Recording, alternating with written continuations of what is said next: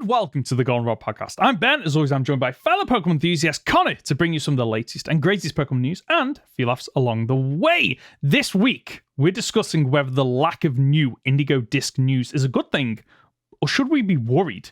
And we'll also be pulling together a Pokemon mainline game tier list to give you a definitive answer of which generation is best. As always, you can jump to a topic using the timestamps in the description below. Conor, how are we doing this week? I'm doing all right now that the pup has finally settled down and is not squeaking at me anymore. We've tried to get him out of barking to get attention, so he squeaks. You know, like when the hinge on a door doesn't quite work properly. It's just like, it's like, oh, stop. So I had to go to the local shop and buy him just all the treats. All the treats. Oh, yeah, good boy. Good boys get all the treats, right? He does. He earns it. How many toys? It is a boy, isn't it? Yes. Yeah. Marley. He's got loads of toys, and the thing is, when he came to me, he had a big carry bag, like rucksack full of toys. Oh. And he played with maybe about 3 or 4 of them. So what I've done is I've just hidden the rest of them.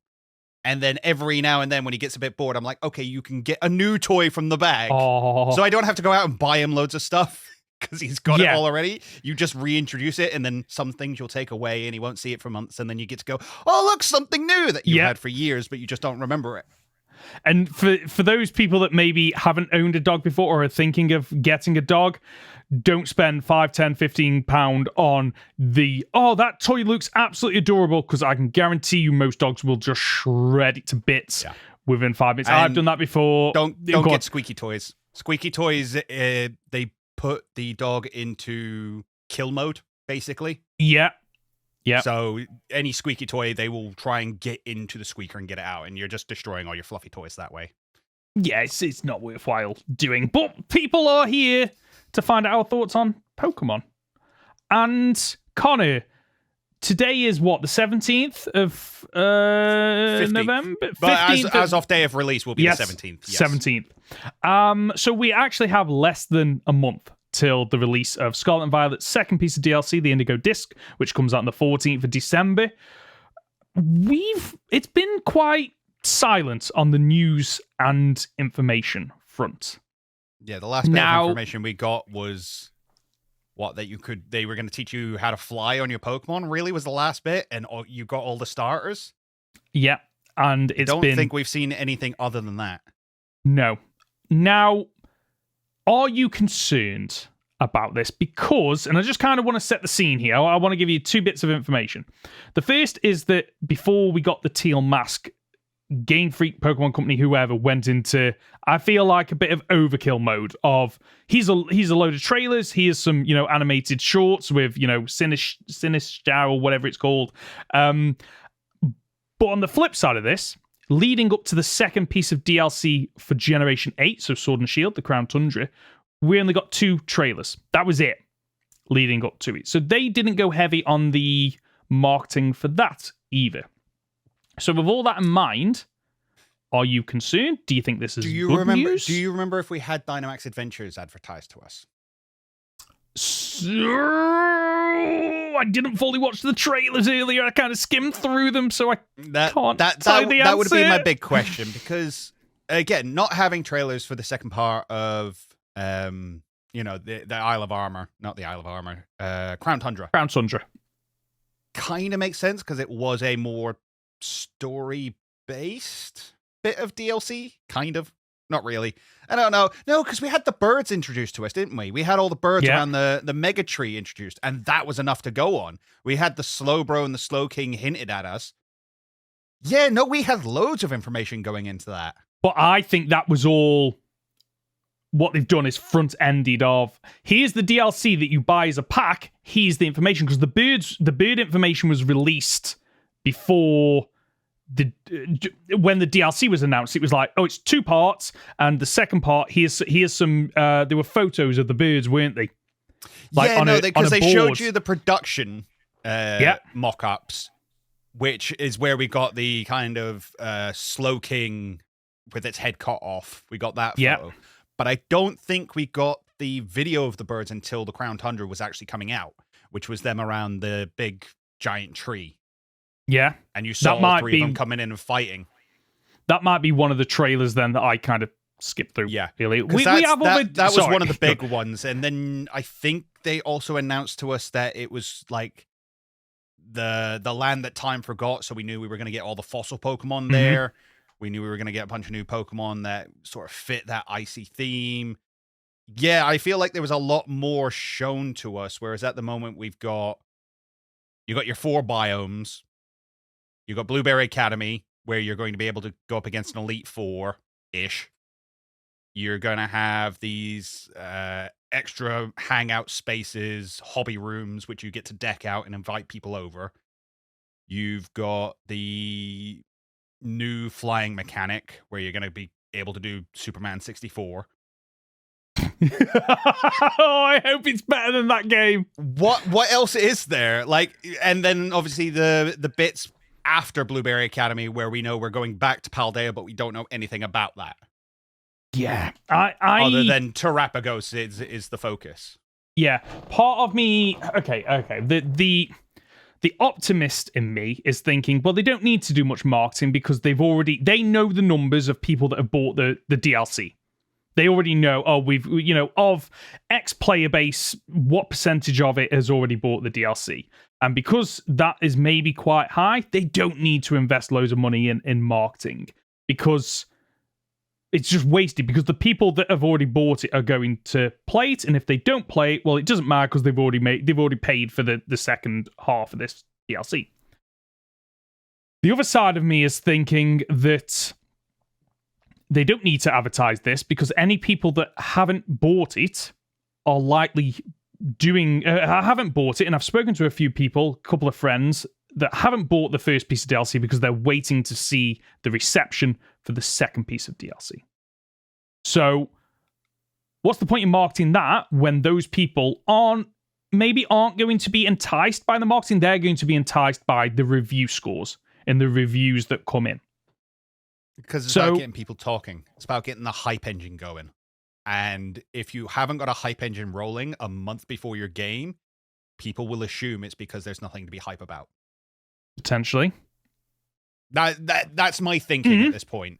And again, as I said last week, if it's a case of it's all story-based and they don't want to spoil it, that's fine. Yeah. Let me know that. That's what your trailer needs to say.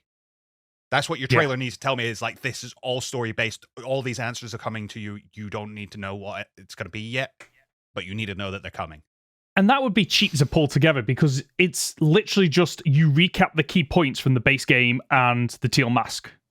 Then you recap them and then discover the end, discover the where the story leads or culminates, whatever language you want to use. The second piece of DLC coming on 14th of December. That's how you do that. Do you think they're not doing story hints because all of the story relates to the end game of Scarlet and Violet within Area Zero, so they don't want to spoil Area Zero to people who have not necessarily picked up the games yet? Because the Crown Tundra was a separate story. Yeah, it wasn't a continuation, was it? It was... So, for instance, they can't even show us what follows through on the Teal Mask because people might not have played the Teal Mask yet. As you say, there will be people who will wait until all of this is out and then pick the game up for the first time. Yeah. And Area Zero would not hit as hard if you knew what was coming. Okay, so I'm going to say no on that. And the reason why, I imagine that we already know that Scarlet and Violet is what, third or fourth in terms of sale numbers for mainline games? Yeah, like crazy. Sword and Shield beats it, Red, Blue, and Yellow beats it, and then there's another game I think beats it as well. So there's 3 games that beat it. So people have already bought into this game. So I'd imagine that the number of people that they are going to gain from not marketing this and spoiling it is so minimal. I think that's a bit of a non-factor because it's like, okay, let's not market this because we might, annoy a couple of 100,000 people, probably not even that many. Whereas, like, say, the hype factor, surely they want to market it because then they get more people that own the base game, but thought, nah, okay, this wasn't for me, or I feel a bit burnt out from it. You want to market it to get them to go, I'm going to invest even more money into this game. But again, you're talking about people who already own the game are already more likely to be converted. Mm-hmm. I think advertising is mostly for going, hey, this game that you've maybe put off until now is now even bigger. Now is the time. You didn't get it last year. This year is the time to get it. This Christmas is going to go off. Yeah. I think what we've realized, I'm realizing, we don't know the answer. And I know that's part of the fun of speculating, but it just raises the question of, like, even if they don't want to invest money in, new trailers, like, just release a couple of press releases, like the news section of the Pokemon website, literally on there, coming in a month. These are what the things that you can do. Take screenshots from the trailers that you've already done. Feels really weird how there's, like, literally, and like, this isn't just us going, they haven't released any trailers. It's, where's the news? I had a quick look on the website earlier, and I couldn't see anything for the DLC recently. I've got a feeling Connor's checking right now. 26th of September was their last news update. Okay, that's just ridiculous. Yeah, that was after the Teal Mask landed, because Teal Mask landed about the 13th. And it literally just says, it's out. Please go get it. Or it was announcing the bundle pack. There you go. Okay. 26th of September, we got announcement of the bundle pack. This is... So, are you concerned? Because the more we're talking about this now, the more I'm a little bit concerned. Yeah. I'm back and forth on it, is the honest answer, because part of me thinks they're not showing anything because there's nothing to show, which is not unlikely given the state of this game at the moment. I want to not believe that. But part of me is like, yeah, maybe feels very much like a thing they do. Yeah. But another part of me is also hoping that it's a case of like, no, this is going to cover a whole lot of story which we can't tell you about because people may not have even reached the part of the story that it attaches to yet. It's, yeah. I don't think we're going to get the answer here. I think it really wouldn't surprise me if we don't have anything to talk about over the next couple of weeks in terms of the DLC until it actually lands. Something. You'd like to think so, because we can speculate, we can come up with theories, we can do all that. But a lot of the time, what we'd like to do, like the Pokemon news that they put out are almost prompts for each week. And the fact we're not even getting anything like that is blowing my mind a little bit. But to be fair, though, when did Teal Mask actually come out? Late August? So it was about 13th September, was it? Off my head. It was 13th of September. Okay. Boom! Nicely done. Thank you. We got our big drop of news on the 8th of August. So 21st... over a month out. So 21st of June, we got a whole bunch of news drop. And then 8th of August, we got a whole bunch of news drop. And then the 13th of August, we got another news drop. And then 22nd, Poltergeist was released to us. Yeah. So that's, over a month out. Or just over a month out. But I think that goes back to the point I said earlier on that, like, at that point, no one had bought the DLC. Or, they were trying to get people to buy the DLC. But loads of people that have bought the DLC, you don't need to advertise for them for the second piece of DLC because they've already paid for it. So monetary-wise, they've already paid for it. So there's no benefit to marketing to them. Yes, there's a point in marketing in terms of getting them to play that game when it comes out. But new Terra type. That was one of the other things I'd completely forgotten about, is we're getting a new Terra type. Yeah. Oh, yeah. See, and this is the problem. If you don't keep advertising, these things will people slip forget out of people's minds. Because we've got, okay, so this is what they could do leading up to. This is the first game, I think, with every single starter available, right? I don't think we've definitely not had that on the Switch, okay? It's also the introduction of your Terra type, like I said, the potential introduction of your ride Pokemon being able to fly, or at the very least, there is a new gameplay mechanic around that. It's the culmination of the Teal Mask and the mainline game. And there's probably 200 odd new Pokemon to unlock as well. Plus the new Paradox forms of Raikou and Cobalion. And Terapagos and its multiple forms.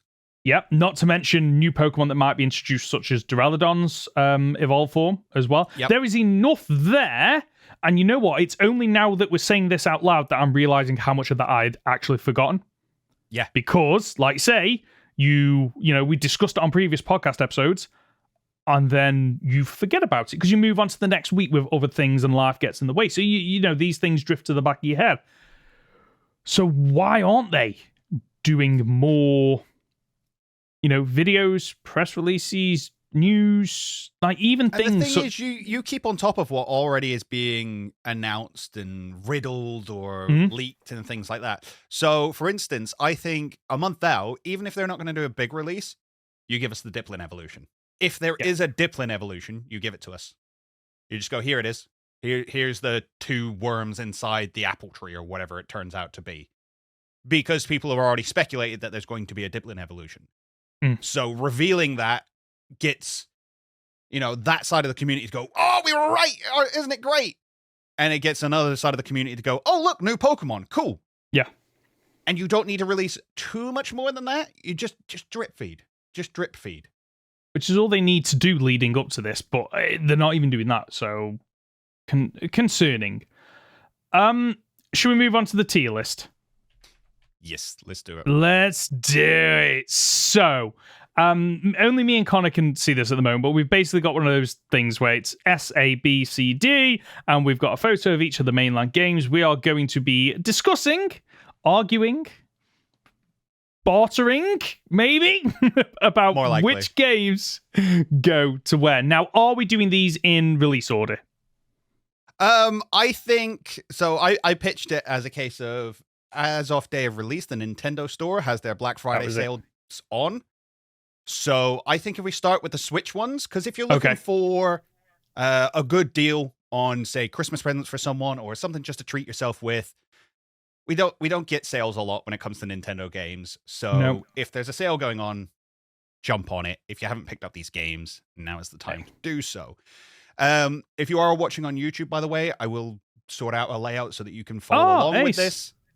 Oh, thank you. If you're just listening along, don't worry. We'll run it through at the end as well. Okay. Full breakdown. So, yeah, which game are we doing the Switch in the order of games they released? So starting with Let's Go, Eevee, and Pikachu. Okay. So I think, should we do it in a way that we both say our rating and then we can kind of hash it out? Yeah? Okay. So Let's Go Pikachu, Let's Go Eevee. It's somewhere between a B and an A, but I'm half tempted to point in B, to be honest with you. Only for the reason that it's a rehash of a lot of stuff that we've had before. Yep. If this was, you know, a load of new mechanics, a load of things that we hadn't seen before, this for me would be higher. It'd definitely be an A, potentially pushing into an S. Like, I love this game that much, but I can acknowledge that there's a lot of things that people don't like about this game. So B is where I'd put this. What about you, Conor? Okay, I actually think it falls somewhere between a B and a C. Because I can recognize that it is still one of the best looking games on the Switch. It has some of the best following mechanics. The ride mechanics in it are all great. I think, you know, as a game that feels good to play, fantastic. I don't like the fact that we're visiting Kanto again. I don't like the story that they do through Kanto. I think Trace is an absolute mess and should never have been introduced to this franchise. And I'm personally not a fan of the catching. I understand that. That's a give or take. It may work for you, it may not. For me, I wouldn't recommend it to a Pokemon fan. I think this is a good introduction to Pokemon. And I think for somebody who knows what they're getting into and goes, yeah, I just want a bit of a change, that's fine. I think for everything it introduced for the series, it should be a B. But I think gameplay-wise, it dips a little bit. So I think we've landed there. You want to push it up. I want to push it down. It's a B tier. It's a B. Yeah, I think that's fair on reflection. It's not the best in this list. It's definitely not the worst in this list. No. It feels like a game where if you aren't a fan of Pokemon, but you just want a game that you can jump into and enjoy it, then it feels like an easy game to just go play. You'll get an understanding of Pokemon, but then you can just move on. And it's great to introduce people to the franchise. The multiplayer is the best we've ever had. Yes. Okay, Sword and Shield. I really like. So I do. I think we have to roll these in that everything has its DLC. Yeah, agreed. Yep. I completely agree with that. Yep. I think this is at least an A tier. I understand that the graphics aren't great. I understand that the wild area it is what it is. It is what it is. But I think as a game, as an experience, I think it's fantastic. I think the characters are brilliant. I think the Elite Four and the sort of Pokemon League have never felt better. Okay. I think a lot of the designs introduced for new Pokemon in this are phenomenal. Mm-hmm. Maybe like the second best regional decks we've ever had. Wow. Okay. Yeah. And as a Brit, as somebody who lives here, I think they nailed the feeling of it. Agreed. Yeah. That like for somebody that might not have ever been to, Great Britain and been around a lot of the areas, you might just see it as probably how we see some of the other Pokemon games, where you go to locations and you just see a location. You don't necessarily see what it is based on or what it took inspiration from. But like, say, for us being Brits, like, you can quite clearly go around the areas and go, yeah, that's kind of like Birmingham. Oh, that's definitely London. Oh, that's kind of like the way they've kind of captured what the UK is and put it into a game. Do I think they could have gone further with that? Yes, definitely. Yeah. But I feel like as a snapshot, it works. Also, this game, I don't know how, but I have such nostalgia for this game. And I don't understand how I have nostalgia for a game that's 3 years old. It's absolutely bizarre. Now, I take your point, like the wild area, like it works, but let's be honest with you, this is a game where originally the overworld mechanics weren't going to be implemented, so they're kind of last minute, okay, how do we do all this? And that's why I'm okay to give the wild area a bit of a pass slightly, because you can tell that was like into crunch time when they developed that. And I think it's a shame that despite the wild area, the game still feels very linear. Yes, but to be fair, a linear Pokemon experience before Pokemon and Scarlet, I would have said, I'm over that. I don't want linear Pokemon anymore. After seeing the issues and downfalls of an open world Pokemon game, it does make me think, oh, I would much rather have like pockets of open world with routes connecting them that kind of allows you to push players in a certain direction to prevent what you have with Scarlet and Violet of, okay, you can go anywhere, but not really, because some of the Pokemon trainers are over leveled. Okay, what I mean by linear is there's never any time when you go, oh, I'm going to go off and explore. I'm going to take this optional cave route. I'm going to go to this town and do this gym badge instead of this town and this gym badge, which we had in Red and Blue. We had in Gold and Silver. We had, all these caves and stuff that you can go, oh, that's not necessary right now, but I'm going to go do it. You lose that in Sword and Shield. And I think you've lost that pretty much across Gen 8 and 9. Yeah, okay. Which is weird to say because Gen 9, as you say, is completely open world, but I never felt there was anywhere that I wanted to go and explore. Anyway, different conversation will come to when we get to it. Yeah. So you settled on an S or an A? Is just to remind me on? I think it's at least an A. I think with Dynamax Adventures rolled in as well, the Crown Tundra, the chasing the birds around, I think it's great. I struggle to push it into S.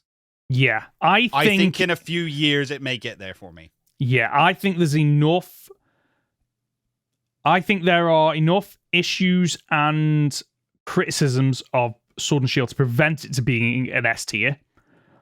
But I actually could make an argument that it is A tier. And I know that some people, because like for me, when you think of the criticisms of this game, the graphical issues, which, let's be honest with you, isn't just for this game, and I can separate my gameplay experience from graphical issues for the most part.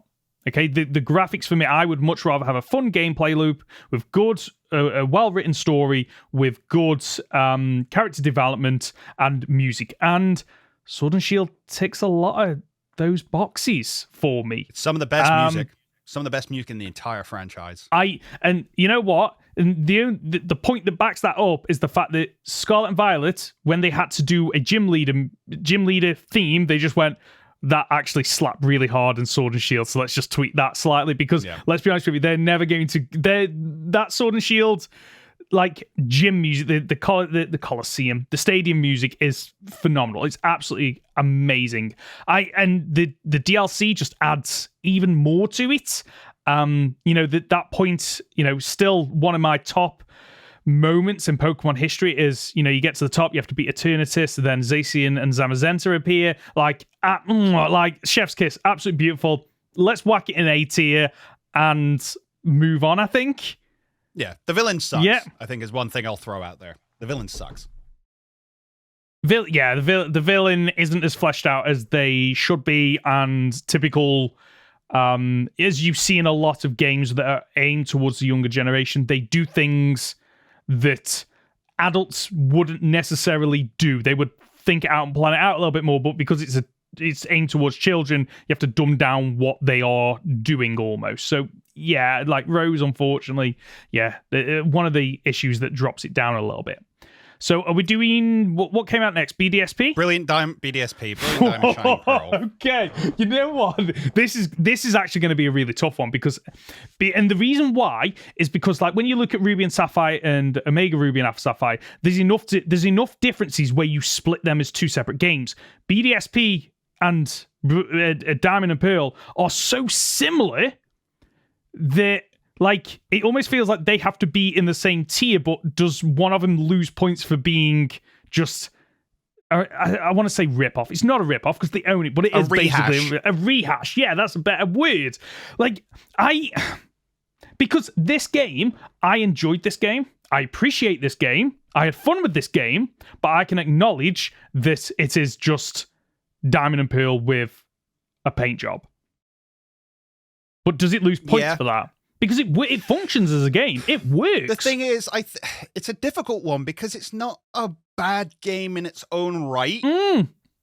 It's perfectly functional and satisfies exactly what it went out to do, which was to be a Diamond and Pearl remake. It touches up and just goes, there you go, have the game again. Yeah. This is a difficult one. That in and of itself is not a bad thing. I think we as a fan base went, well, I don't want to pay for this game again that I've played so many years ago that just looks 3D. But I think for somebody who's maybe never played any of them, and this is the difficult part, because I'd recommend this over Diamond and Pearl, but I'd recommend Platinum over either of them. Yeah. So I don't think it's... I know people are going to kick off about this. I don't think it's D. I agree. Yeah. I think it's C, but I think Diamond and Pearl is well. I think if you separate the fan discourse around this, it's a B. But if you take that into consideration and the valid criticisms of that, I think it drops down to a C. I don't know. I've never been that big of a fan of Sinnoh. No? Okay. I think the Sinnoh games are lacking. Interesting. To say the least. Okay. I just find them a fairly boring playthrough. I cannot wait for the comments. Cynthia's fantastic. Yeah. The starters are all great. And you get that, as I say, it's non-linear. You get to go here, there, and everywhere whilst you go on this journey. But it just feels slow. And considering that Brilliant Diamond Shining Pearl speeds up the gameplay massively, and it still feels slow, it's a C tier for me. Okay, let's point. I think I'm happy with C. Let's whack it in there at C tier. Okay, Legends Arceus. Now, I am confident enough to say this is S. Like I can acknowledge your criticisms, but from a when I'm looking at this tier list, I'm trying to factor in a lot of different things. Okay, you factor in the gameplay, like is it enjoyable? You're factoring in the gameplay loop. Does it keep you coming back? Does it help to push the gaming experience or Pokemon as a series forward? Then you have to take into account the characters, the development, the story. Like there's so much to take into account when you're pushing these games into one of these tiers. And for me, Legends Arceus did a lot of what I wanted for a Pokemon game. It pushed it forward. It tried something new. It was the first game that went true open world, semi-open world. And, I maintain that that's what they should do for Gen 10. They shouldn't go full open world, do little pockets of open worlds, like mini open worlds almost. It's got great characters. It's got it does... The end game battles are fantastic. The rest of the battles throughout the game, I can acknowledge there aren't very many of them, which is what you want. But that game for me was built on the loop of completing the Pokédex and not necessarily the battles. I just think there's so much in this game to push it to an ST, and I'm really curious as to your thoughts on this. I'm struggling hard not to stick it in S because I just listened to all the things that you're considering as factors, and I'm like, well, Legends Arceus has an offering for every single one of them. And not every game on this list does. Not every game can go, oh, you want a gameplay experience? Here's a gameplay experience. Oh, you want good music? Here's good music. Oh, you want good story? Here's good story. Oh, you want great characters? Here's great characters. Oh, you want lots of Pokemon doing the interesting things? Here you go. And it's the only game with actual side quests. So yeah. It is the most fun I have had and the best experience I have had with Pokemon in many, many years.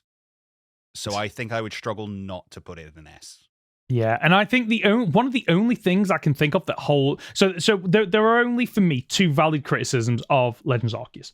One of them is the lack of battling, i.e., a lot of the battles are pretty easy or non-existent until the end of that game. Okay, but again, I'm okay with that because for me, that's not what it's sold on. It's sold on, no, it's about completing the Pokédex, and it's set in a time where most people didn't have Pokemon. So I'm okay with that. And the other thing is the graphical limitations. But let's be honest with you, if we're talking about graphical limitations, it's going to impact on Scarlet and Violet. It's going to impact on, a lot of the Switch games, actually, weirdly. But then realistically, even if you compare like any Pokemon game to other games that were out at the time on the same console, they've never looked good. No, agreed. Yeah, they're always behind the curve, aren't they, in terms of, graphical presentation. So yeah. S tier? Yeah, S tier. As I say, the pop-in's not great. And as you say, there's not a lot of battling, but the battle in it is the best battle in any Pokemon game ever. Fight me. Agreed. Like that fight, the final fight we're talking about with Volo, yeah. Like, they're fantastic. Honestly, like, it's like Volo is cheating. The fact that, Giratina. Oh, yeah, Giratina again. Like, hold on a second. Wait, what? Absolutely brilliant. Man has 8 Pokemon. And everybody else cheats. Yeah. Everybody else cheats. You're fighting multiple Pokemon at once. Yes. Oh, it's so good. It's so good. It's fantastic. Scarlet and Violet. Oh, boy. Okay. We've had a lot to say on this game over the last couple of months. And I will remind us again what our initial views on it were, which were it struggles in a lot of places. It's graphically not great. It's very buggy. But at the time, we said it's one of the most fun we've had with Pokemon in a long while. Do you still feel the same?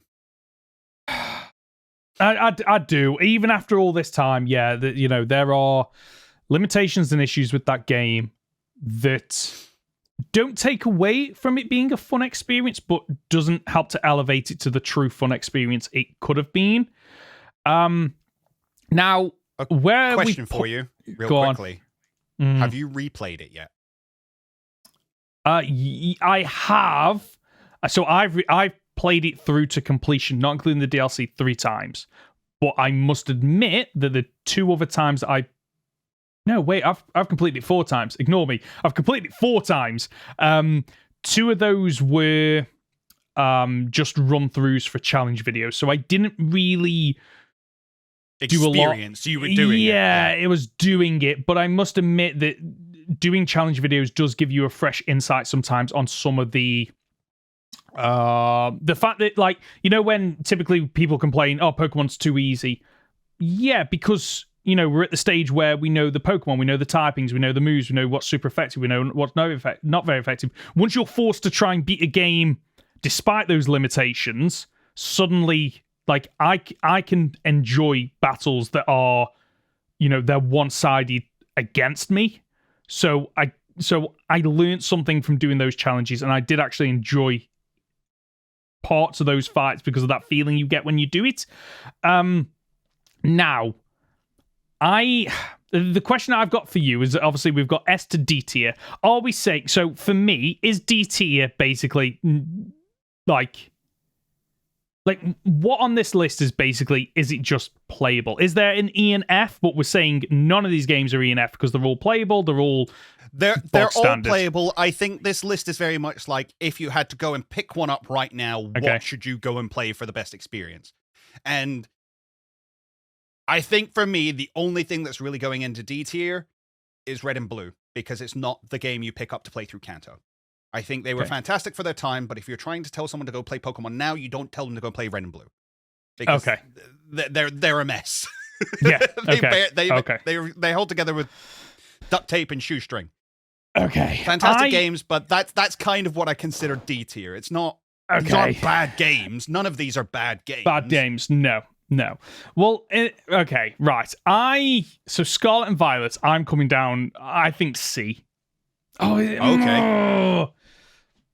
Okay, you go. I need some time to mull on this and think what. So it's a difficult one, because I've been playing through Scarlet and Violet again, to get recordings of it for videos and stuff, and I have not had that same feeling. You know, I played through it the first time over a course of a weekend and was really taken aback by it, and was like, it has flaws, but I'm having fun here. I'm having lots of fun. You know, the Team Star fights were very different. But then I think about it, I'm like, well, that's the Team Star fights, but then they're kind of the same each time. And the raid on the base really isn't that fun. It's not. It's the Elite Four. The characters are fun, but the actual fights and the setting and everything is kind of garbage. And the thing is, I think when we went into that review, we not long walked away from Area Zero, which hits hard, but only once.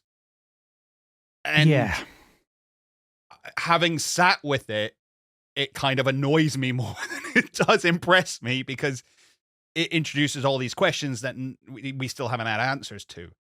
Now, it's difficult because, again, you know, Sword and Shield gets its DLC. Scarlet and Violet hasn't had its DLC completed yet. But I don't think the teal mask bumps it for me very much, if at all.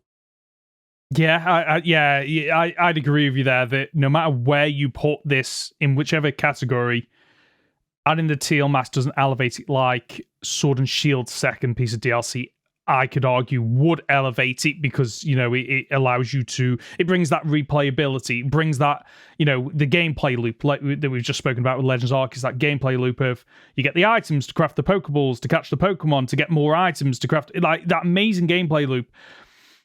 Scarlet and Violet, what is the gameplay loop there? There isn't really one. Like, and the thing is, the Titan fights aren't even that great either, because you've shown yourself that you don't even need to be a part of them. No, I've won fight. So for those that don't know, I have beaten some of the Titan fights without when my Pokemon dies on turn 1 because of the challenge video, and Arvin just solos them.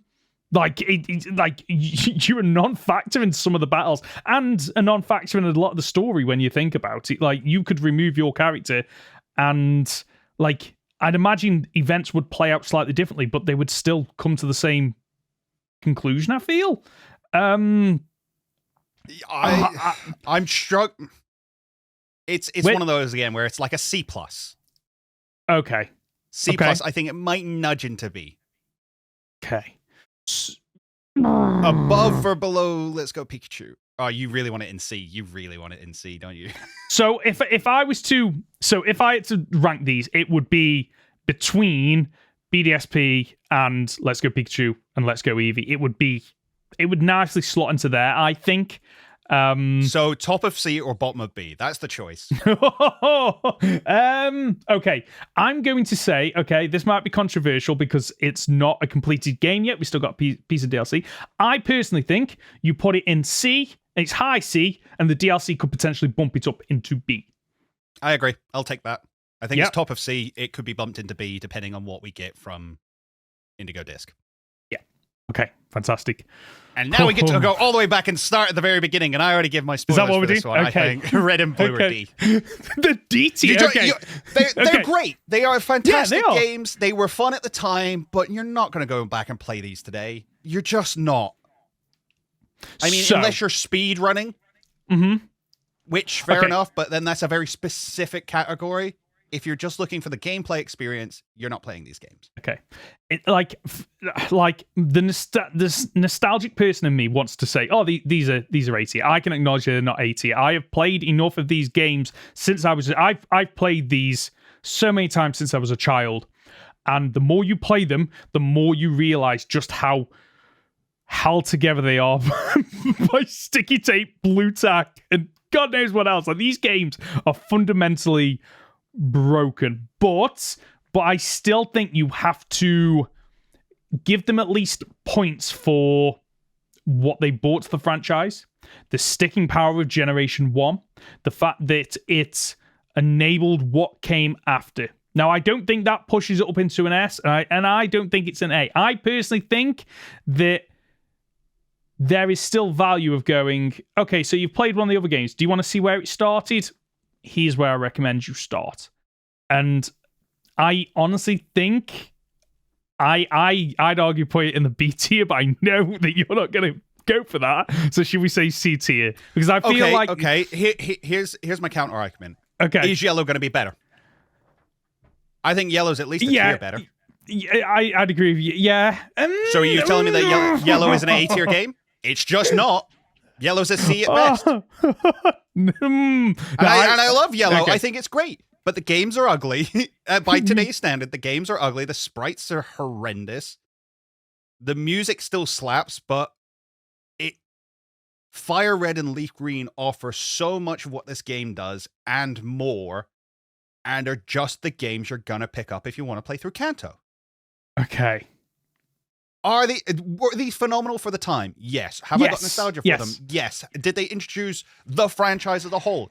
Yes. Do they deserve praise for that? Yes. But is that what we're rating today? No. The ranking system is, do you recommend these games to people? And I just don't. Okay. Right. So I will give you C. I will give you C. I will give them just points, let's go points C. for innovation. Yeah, okay, let's go C. I feel like I can cope with that. If I saw Red and Blue and D, I think I'd go crazy. Okay, Pokemon Yellow. This was actually my first Pokemon game. It wasn't Red and Blue. It was Pokemon Yellow, and then I went back and played Pokemon Red through to completion as well. Pokemon Yellow, yeah, like you say, for there's a reason I chose Yellow over Red, and because I literally on my birthday went to the shops and, oh no, we've only got Red in. Oh, okay, well I want to wait till Yellow. Okay, well you have to wait a couple of days till we can go to the shop. And I made that choice because I had nostalgia for Pokemon Yellow because I was watching the anime at the time, and the fact that the game follows closely-ish, it takes elements from the anime, and it elevates the experience a bit more, I think. But it's definitely below Fire Red and Leaf Green, because Fire Red and Leaf Green brought a load of the benefits of new hardware, full color abilities. There was a sorting out some of the issues that we had in the first couple of generations. For that, like I actually think that you could argue that this goes in the B tier, sits alongside Let's Go Pikachu and Eevee. But I will admit, if I had to choose one of the two to recommend, it would be Let's Go Pikachu. Over I Yellow. 100% think it falls below Let's Go Pikachu and Eevee. Mhm. I think it is 100% better than Red and Blue. The sprite work is better in a lot of ways. I think having Pikachu follow you around is good fun, and it was the first time we had that in the games. The fact that you can get all the starters is great. Oh, yes. Yeah. I don't think a lot of the changes to the gym battle fights were necessarily great, but it's different, and that's fun. Yeah, some of it actually makes it worse, like Sabrina's gym, for example. Yeah. Which one has the Venomoth in that? Because they swap, don't they? Koga has the Venomoth in that, and Red and Blue, Sabrina has the Venomoth. Yeah. So I think some places it fails, some places it stacks up. I will give you B because I argued you so far down on Red and Blue. Okay. I will concede here. By the way, while we're doing this, do we want to do it where... So we're rating which tier they're going. Do we want to rate the individual tiers? Yes. Yeah. I think, as I say, for our audio listeners only, at the end, I think we should go these as top to best to worst Pokemon games. Okay. I like that idea. Best to least best, realistically. Because there aren't, as we say, all these Pokemon games are great. We wouldn't be talking about them if they weren't great. Gold and Silver. Oh, okay. Okay. Gold and Silver bought a load of additional features that weren't in the original. So held items, day and night cycle, which impacts on the Pokemon that you can find in the wild. The first game with an amazing post game, like Gen 1 has a post game, Gen 2 has a post game. Like, it is ridiculous what you can do in that. But saying all that, it still has some of the criticisms of Gen 1 in terms of the hardware it's on, the difficulty in getting it. I think I would put this into B solely because Heart Gold and Soul Silver exists, which you can nudge up. Yes, I think Heart Gold and Soul Silver is going to ride a much higher line. I think Gold and Silver, and it may purely be nostalgia talking, this has been my favorite region and generation for many, many years. I think it's top of B. Okay. Yeah. At least compared to what we have at the moment, I think I rate it more than Let's Go Pikachu and Eevee. I would go back and play this. But would you recommend someone else go back and play this over Let's Go Pikachu and Eevee? Yes. Okay. To a Pokemon fan, yeah.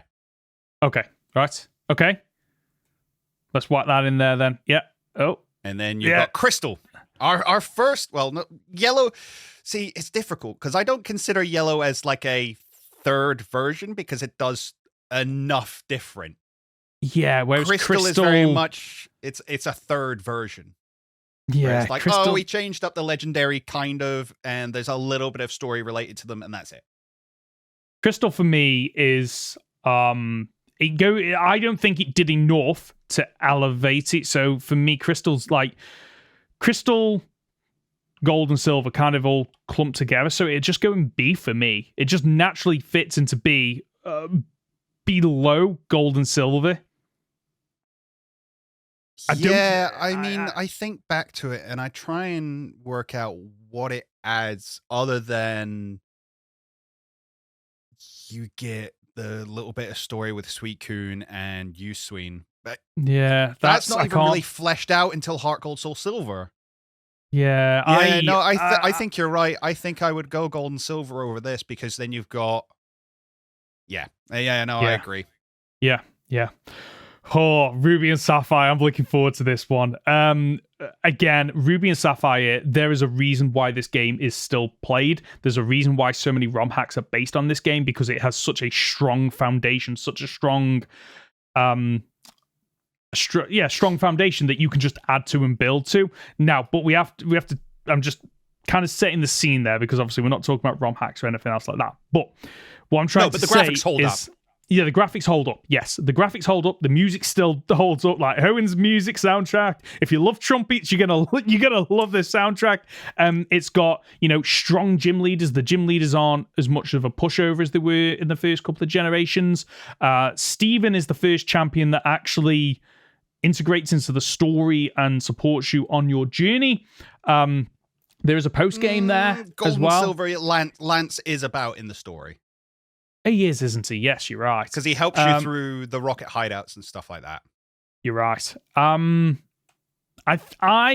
think Ruby and Sapphire, because of what it added, what it still adds to this day, I think it's an A tier.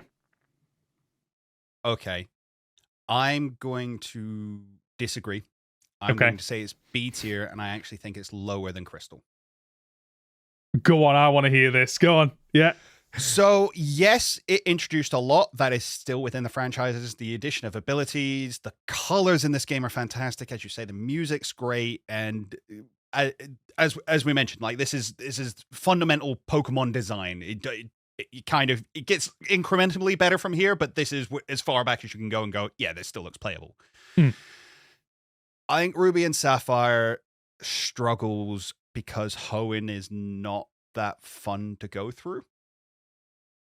Okay. Which is good. Right. How do I say this? Yes, because it's a difficult one. Do you say this? Because here's the thing. I think Ruby and Sapphire is worse than Crystal, but I think Emerald's A tier. I think Emerald adds enough with both teams being involved in the story and you getting to go and meet Rayquaza early on and all that integrated in there. I think the change up to the gyms is better. I just think Emerald is that much of a better game. And don't get me wrong, Ruby and Sapphire and Emerald Gen 3 games are A tier. As a recommendation. But I don't know if I tell someone to go and play Ruby and Sapphire. I'd just say go play Emerald. I agree that I would say go play Emerald over Ruby and Sapphire, but I don't think because Emerald is better than Ruby and Sapphire and you would recommend that more, it pushes Ruby and Sapphire down a tier. So you say that, Ruby and Sapphire, Hoenn isn't a fun region to explore. I think it's one of the most funnest regions to explore because there is a little bit of backtracking, but not to the point of BDSP or Diamond and Pearl. The fact that it implemented overworld weather, which we'd never seen before. So when it isn't just a new route, it's a new route with rain and the impact that has. A new route, and you're walking through the suit and it's all popping up. You get to go to the top of a mountain instead of walking through. You go on that escalator. You've got the oceans where it isn't just I'm going through the ocean. It's you've got to figure out the pattern as well.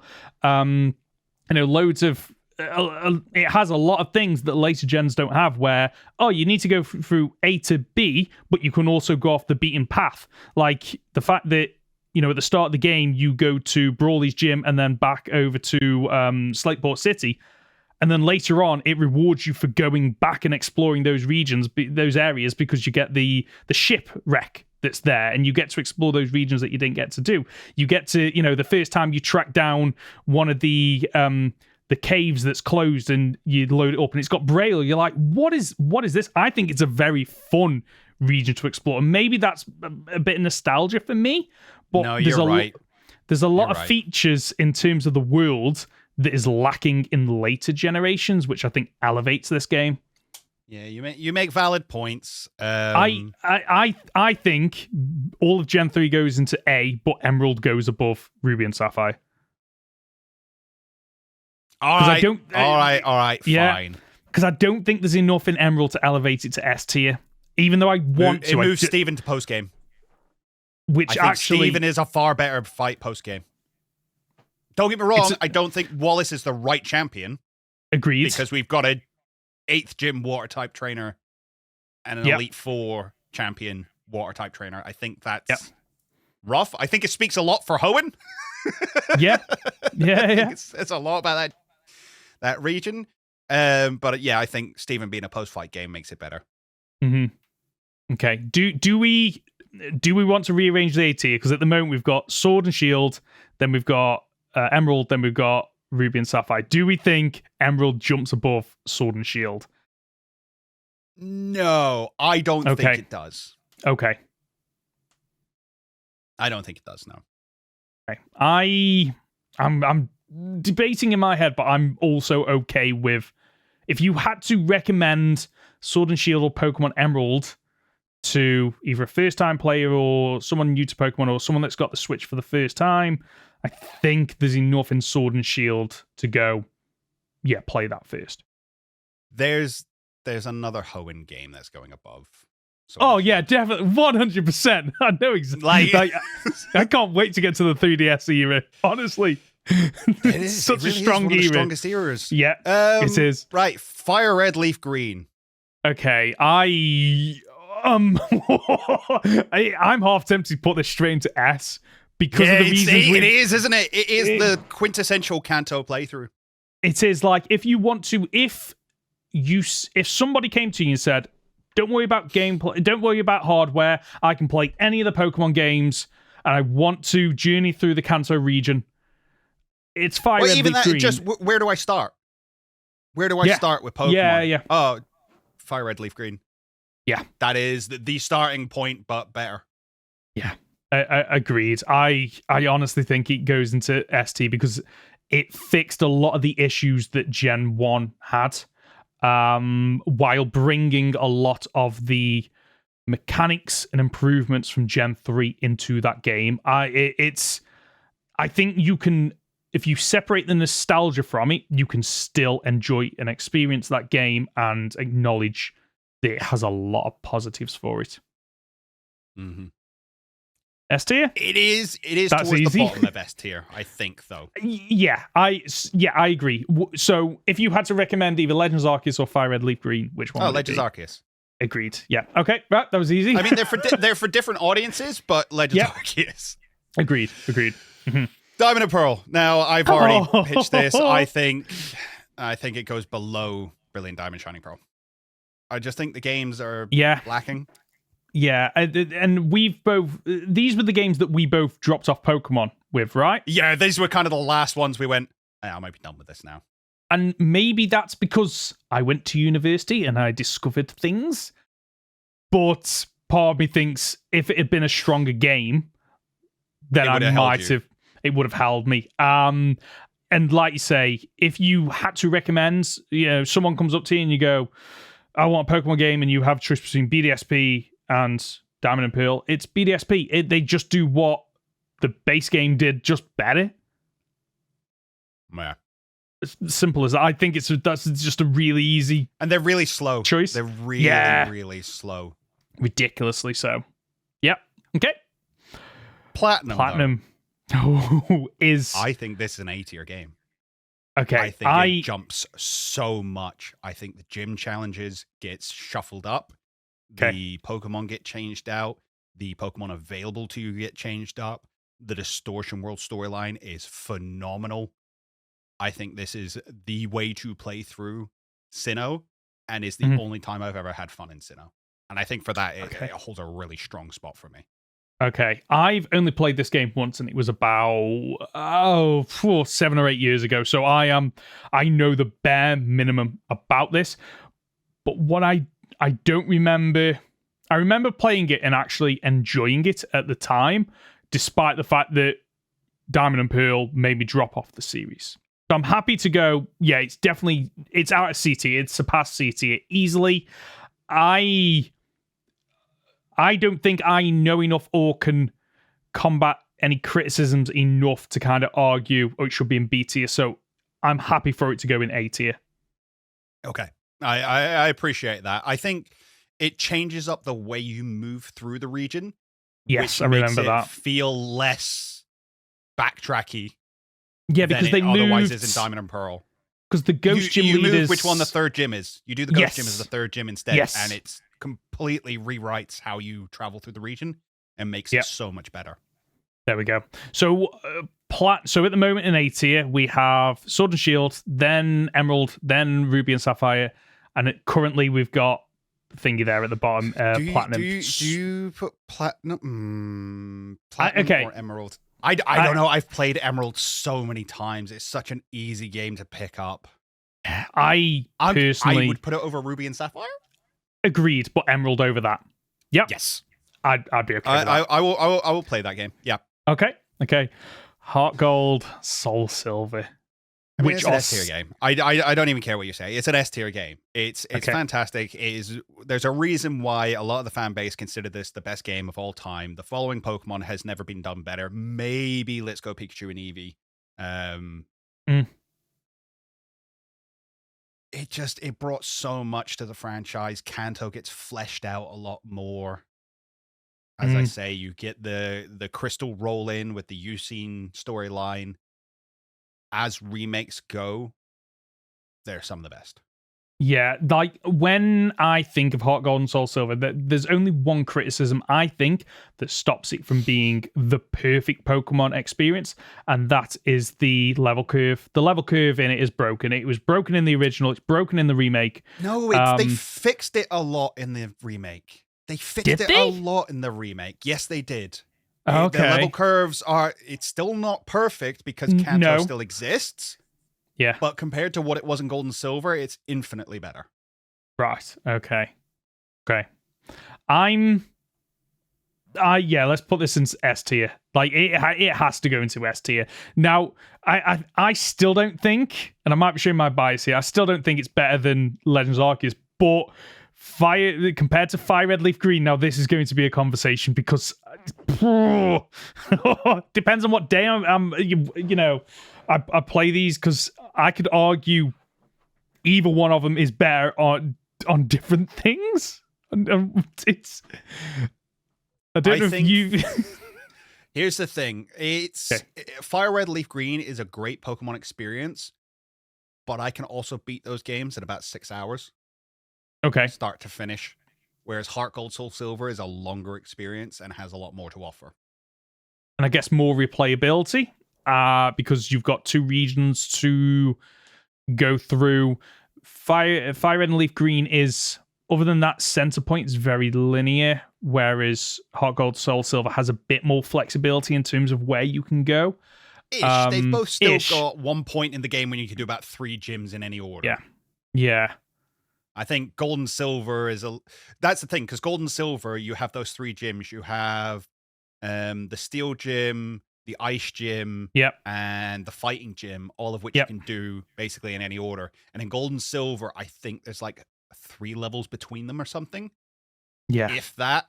Yeah, they're really close. You really could do them in any order, whereas Heart Gold Soul Silver bumps that level a little bit further to make it more of a linear option, but you can still do whichever one you want.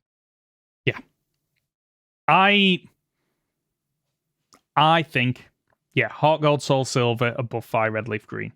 Yeah, I think so. But it is like it nudges. It's got just a little sprinkling of stuff on top. It's a little bit of gold dust. It's that, those little fine gold flecks you get that makes things more expensive. That's what Heart Gold Soul Silver is on top of Fire Red Leaf Green.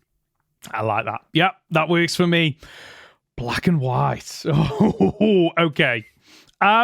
This was a game that I didn't play until I don't know, about 8 years ago, something like that. Yeah, 8 years ago. Yeah, so I got back into Pokemon, decided I was going to complete Living Dex, bought 3DS, bought Pokemon X, then Omega Ruby, and then I was like, I'm going to go back even further, and I played through Black. And one of the things that I think other people criticize, but I absolutely love about this, is the fact that as a player returning to the franchise, your default response for most people, I think, is to go, I'm going to pick the ones that I know. You don't get that option in Gen 5. To its credit, it goes, no, all those Pokemon that you've used in the first 4 generations, now they're post-game.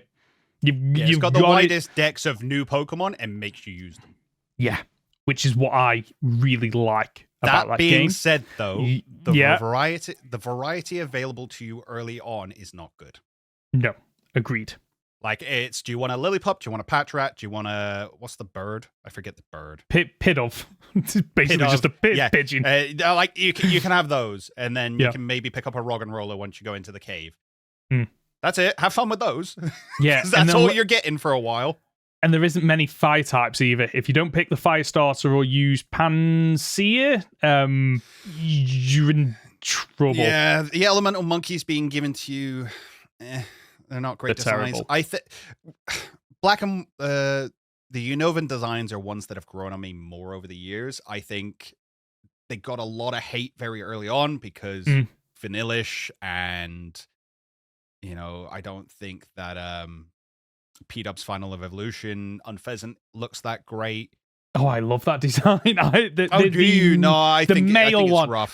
the female one I dislike, but the male one I just love. It's like, I'm a peacock, you gotta let me fly. I love it. It's beautiful.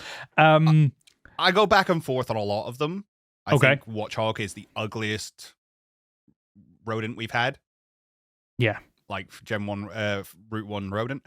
Yep. However, it also has Braviary. It also has these dragons look fantastic. I haven't got them off the top of my head now that I've started talking about them.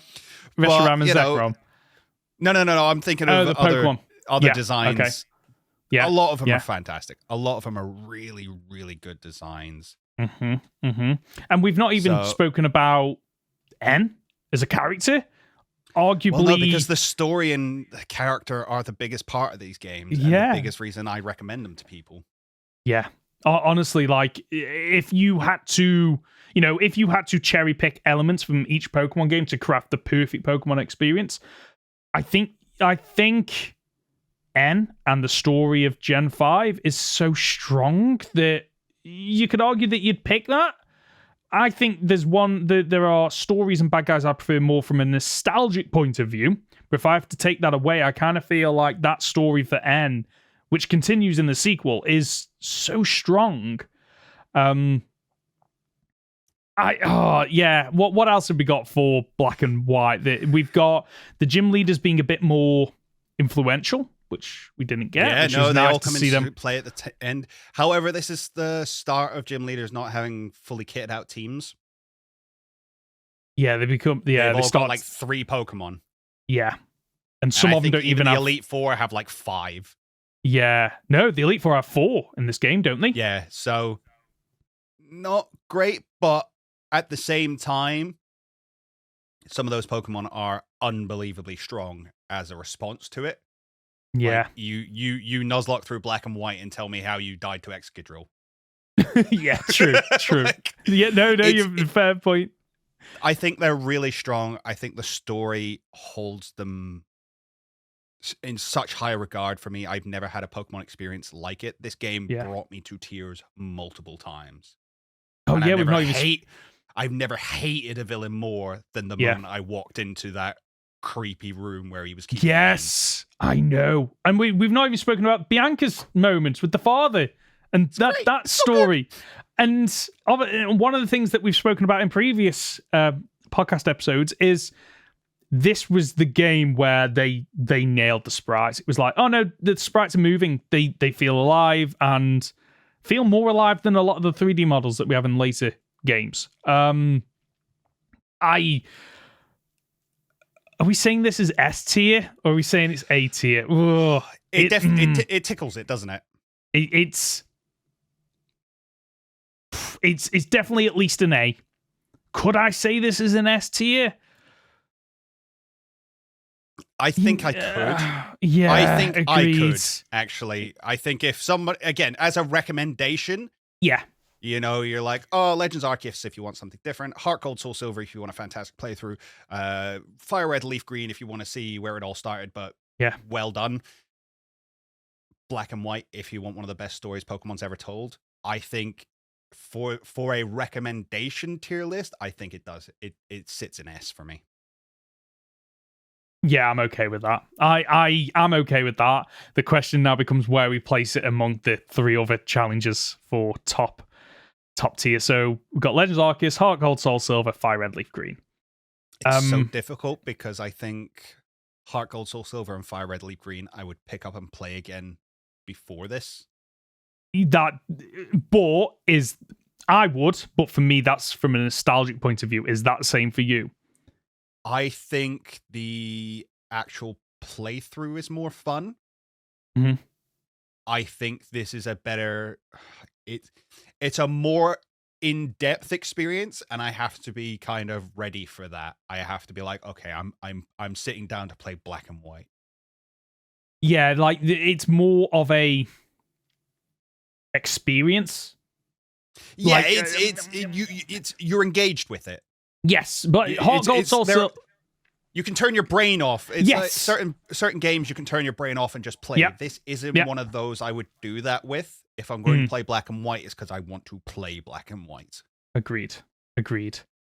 But despite all that positive praise, I think it's still lower than Fire Red and Leaf Green. It's the lowest of the S tier, which isn't a bad thing. Like it's because the games in the S tier are all such definitive, defining versions of Pokemon that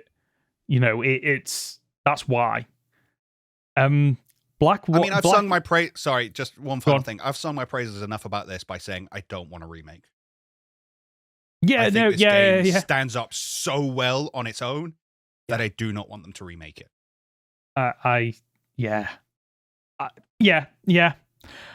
Black and White 2. So Black 2, White 2. I've only played this once, and this is a difficult one because it's the only sequel in this entire list, which complicates matters. The choice of Pokemon is better. It fixes that issue where we talked about early route Pokemon and things not being available to you. It widens the Pokedex, introduces a lot of older Pokemon back into the franchise again. I still don't know. I don't rate it as high as Black and White. I don't know enough. The story's worse. Okay, I don't know enough about it, but I must give them credit from the game when I did play it that, we could have just had a rehash of you start in the same, town, you go through the same adventure. You start on the other side of the map and it's not even the same 8 gyms. There's 2 different gyms off the top of my head. Yeah, well, I think you start in the same town, but you go the other way around. That's it. Yes. Which, you got to give them credit for that. Introduced other elements such as the World Champion Tournament or World Championship or something like that? Great. Don't get me wrong. As a post-game thing, that's fantastic. And we didn't talk about post-game when it came to like Emerald and things, which is a shame because that really does boost Emerald that much higher than Ruby and Sapphire. Yeah.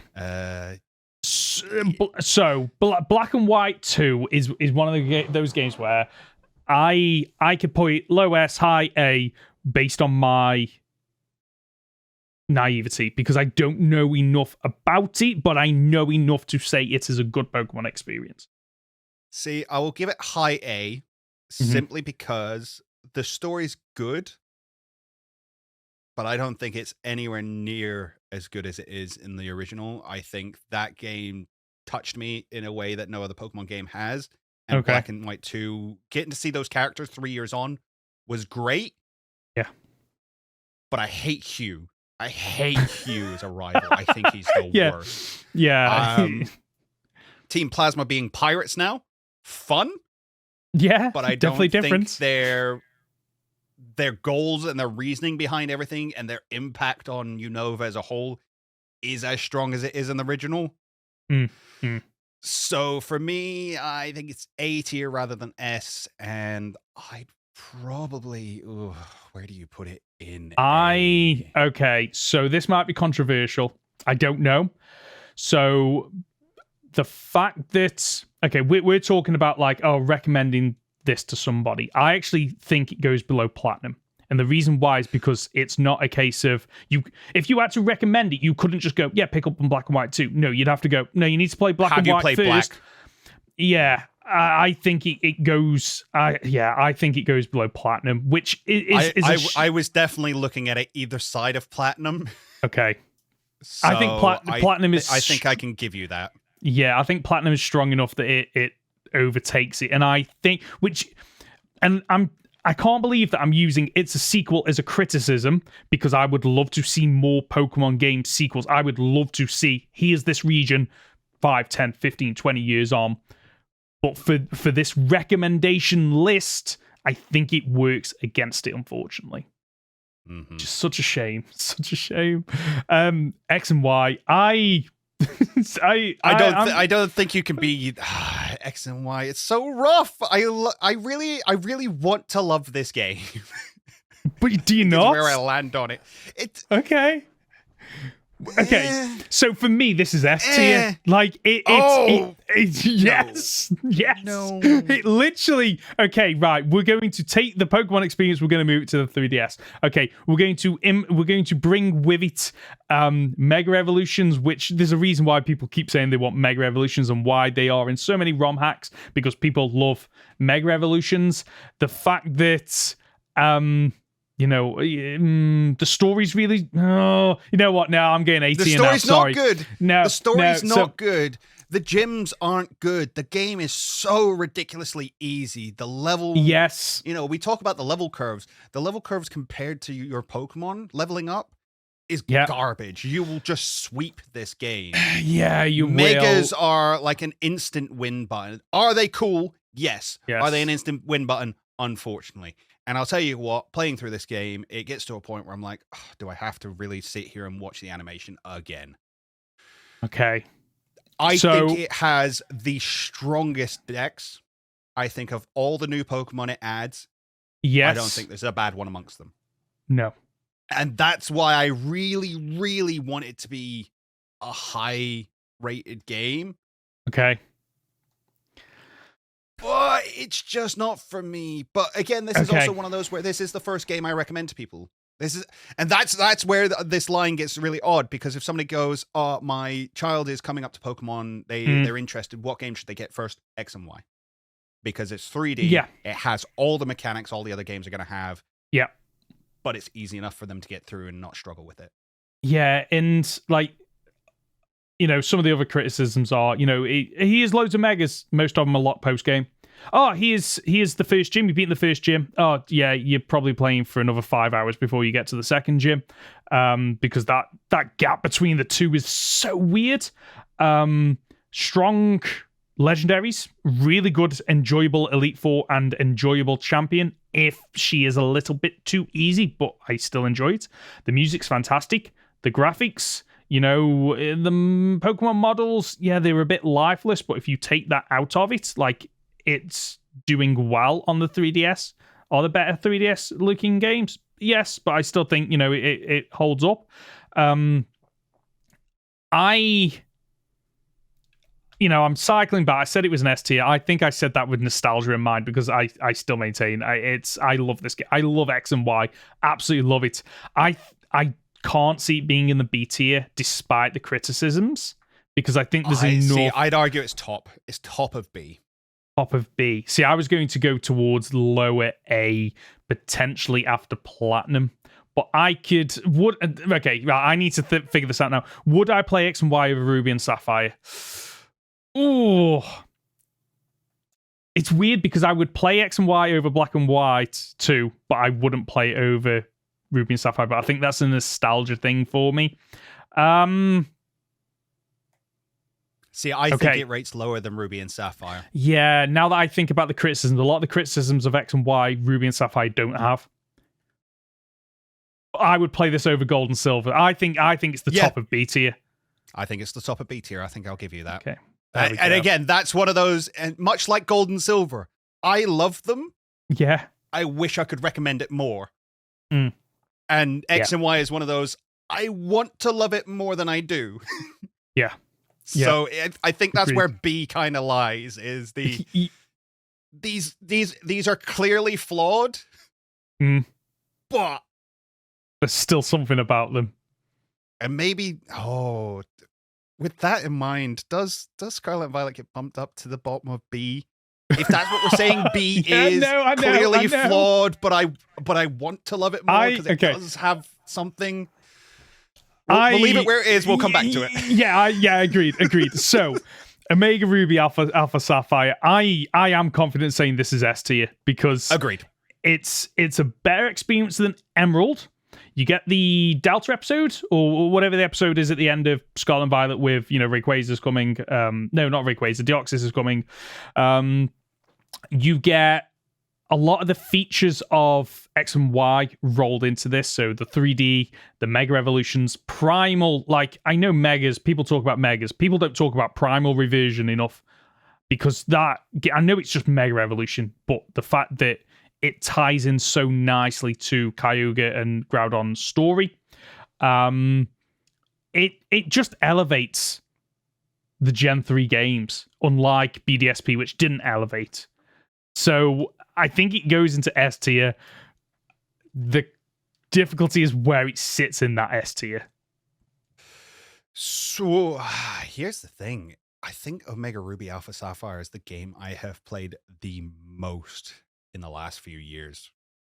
Yeah.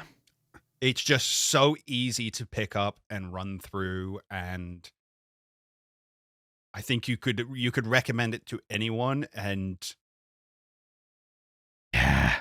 you know, it's got all the mechanics in it. It's got megas in it. It's got the 3D. This is where I would. Higher than Heart Gold Soul Silver.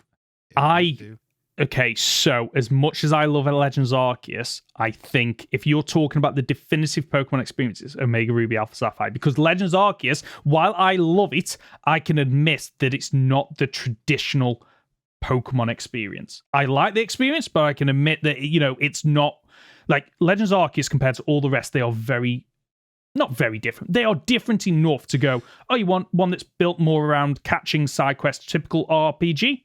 Take that one. Or you want the traditional, you know, monster catching experience, leveling up, become the very best, Omega Ruby Alpha Sapphire. If I had to recommend one to somebody who I just want Pokemon. That's just what I want. I'd go. Would you say Omega Ruby Alpha Sapphire is the best Pokemon game ever made? I think I would, you know. You would? I would. Yeah, I would. Okay, I would. Okay. Here's where I land on it. I definitely think it's up there. Yeah. I struggle to put it over Legends Arceus, but I think with the argument you've made, it's because Legends Arceus fundamentally requires its own tier. Yeah, I get that. Yeah, that makes sense. I personally think it's a better time, but I agree with what you're saying in that if somebody's like, I like Pokemon, what Pokemon game should I play? Omega Ruby Alpha Sapphire is the best Pokemon game. Yeah. Legends Arceus is the best Pokemon experience. Yes, that makes sense to me. Yeah. They are very different. Okay. I'll land with you there. Yeah. Sun and Moon.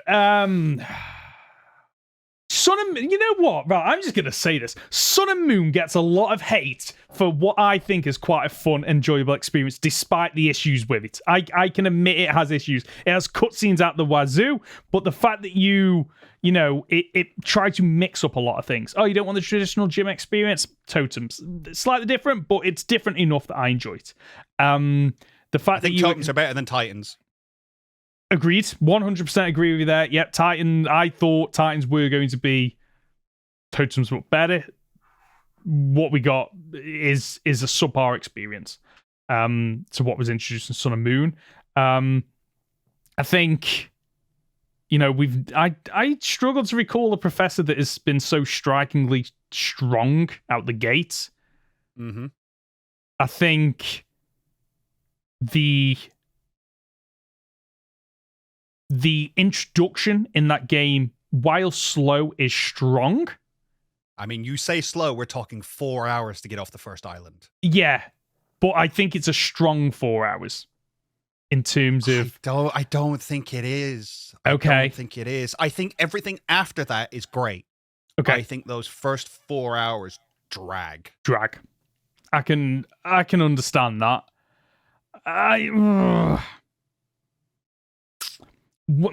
Okay, Pokemon, because we've spoken about, the Pokedex of other games. I think this is one of the weaker ones because it's... Yes, I think it leans on regional variants far too hard. Yes. I think a lot of the new Pokemon introduced weren't that great. Yep. I think there are some good Pokemon designs and good typings throughout the game. You talk about Incineroar, like great design. There's a reason why people love it. But a lot of middle or first form evolutions for a lot of the Pokemon are just boring, dull designs. Yeah. We've seen them before. We've seen variations of them before. kind of felt like they were scraping the bottom of the barrel, even though they weren't. We know how their design whose process favorite is. regional bird is toucanon? Name me one. Yeah. No, agreed. What else have we got to discuss? The Ultra Beasts, though. Ultra Beasts, I think, are a strong addition to Pokemon. But I again think that Ultra Sun, Ultra Moon nails that so much better. Agreed. I agree with you there. It introduces more of them. It introduces Ultra Space. It introduces the Ultra Recon Squad and things like that. It changes up the story just enough. The one thing I will say is Lily is better in Sun and Moon than she is in Ultra Sun and Ultra Moon. Okay. Her just character arc flows a lot better. Right. As for characters, I think it's really strong. I think Gladion's great. I think the Aether Foundation are really, really fun. As you say, Kukui's amazing. Yeah. How I think gets more hate than is deserved. But and I can understand why people don't like him. It's annoying, really, because how... Like, I played... Sun and Moon were one of the last games I played.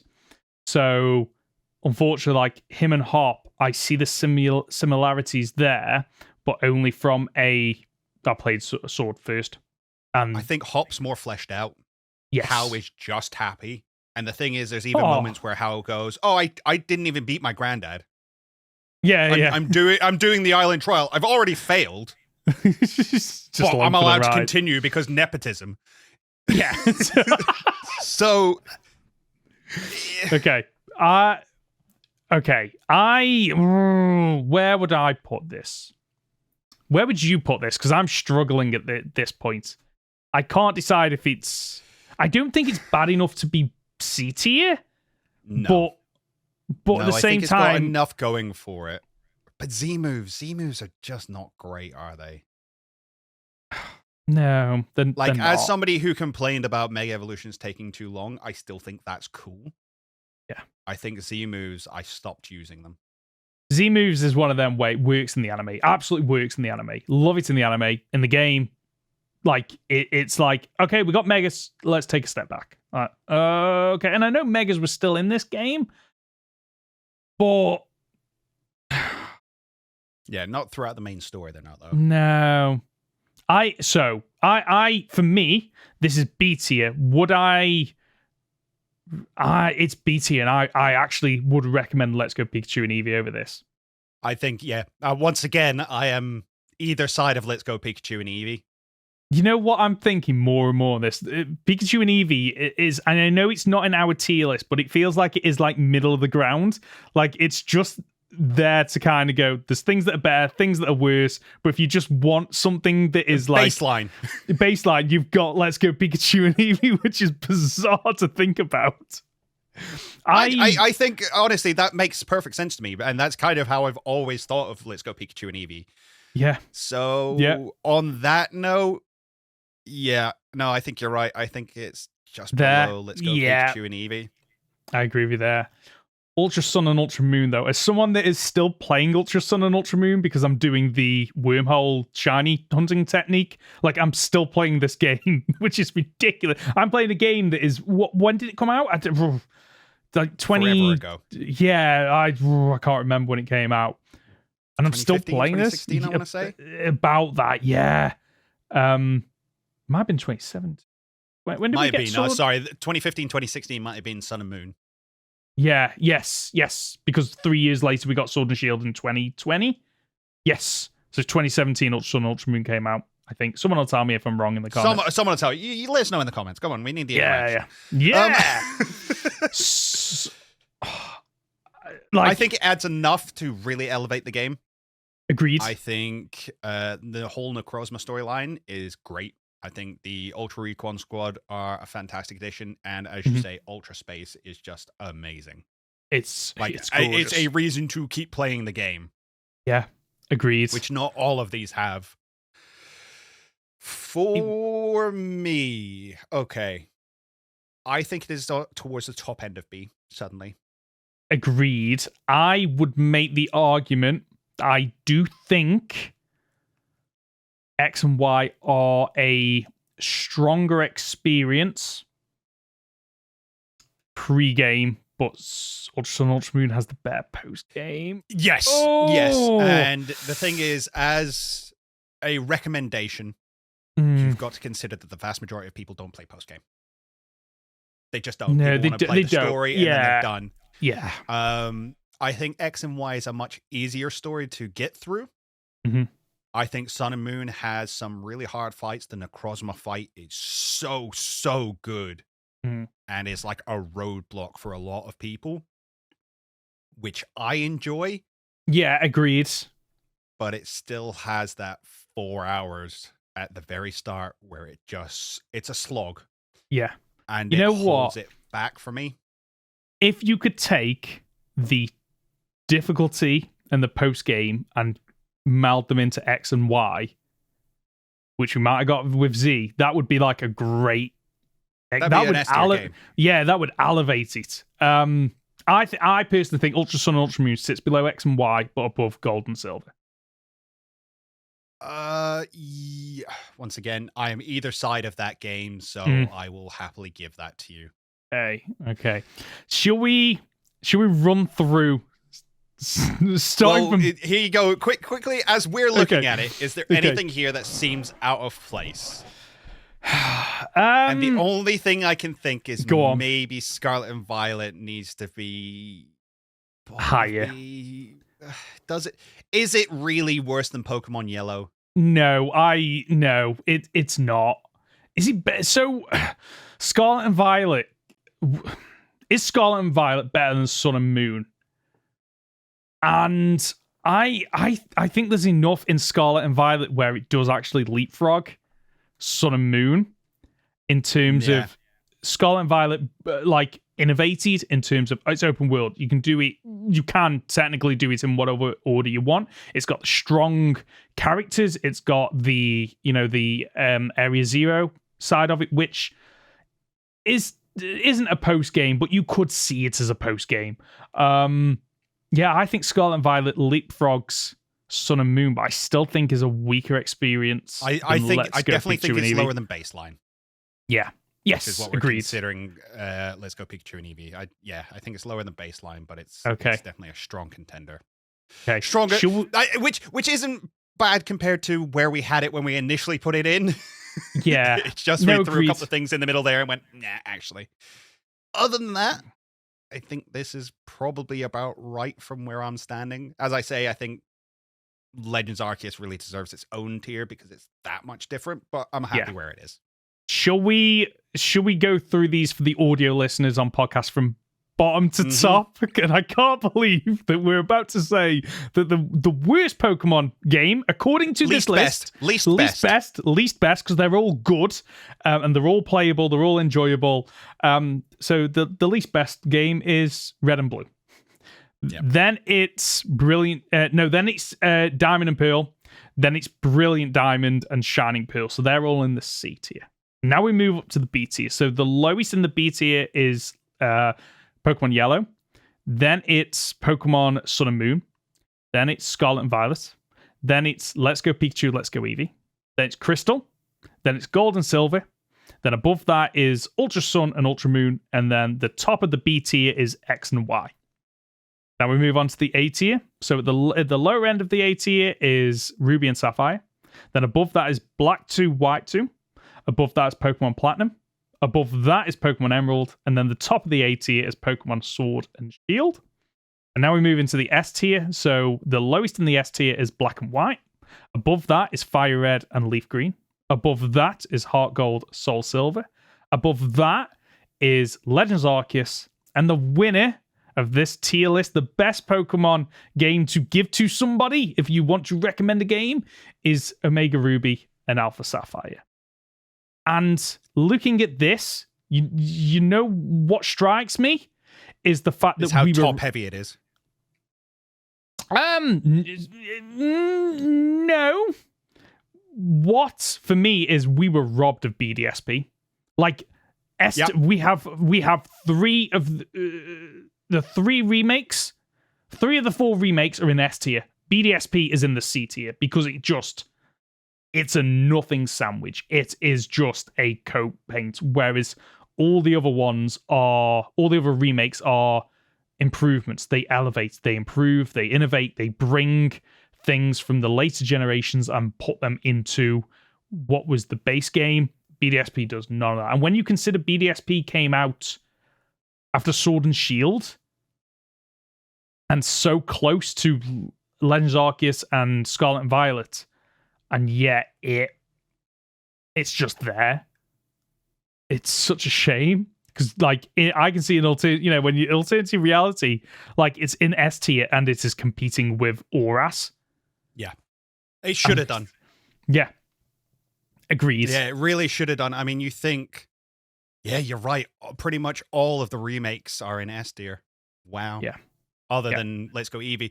But that's what I meant, sorry, by it being top heavy. Oh, okay. Let's Go Eevee and Pikachu, we have outright said is our baseline. That's the middle of the road. Yep.